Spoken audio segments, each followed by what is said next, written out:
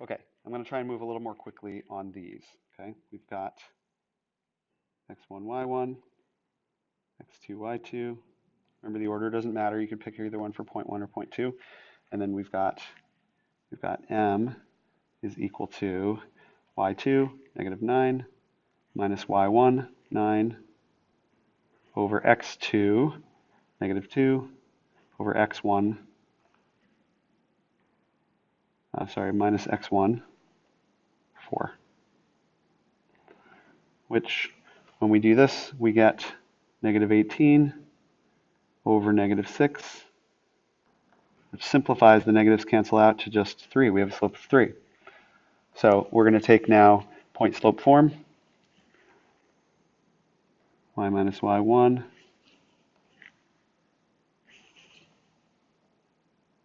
equals m parentheses x minus x1. I'm just going to speed things up a little bit by just saying, I'm going to say my y1 value, let's say we used this point here, and again, we could use either point. I'm just going to take this point, is y minus 9. Okay, the slope is 3, we just figured that out. And then x minus, what's the x coordinate, is from that same point is 4, and it's minus it, so minus 4. So this is the first form, point slope form.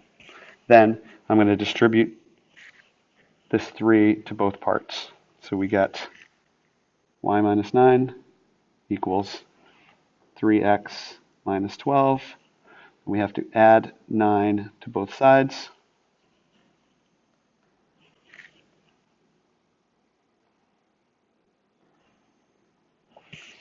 And we get y equals 3x minus 3.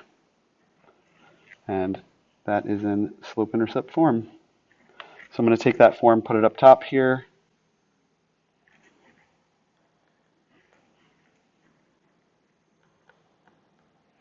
How do I put this into standard form? Well, I need to get ax plus by equals c. So what I need to do is I need to subtract 3x from both sides. And I get negative 3x plus y equals -3. And because I have a leading coefficient that's negative and I need it to be positive, I'm going to multiply -1 times everything on the left equals -1 times everything on the right.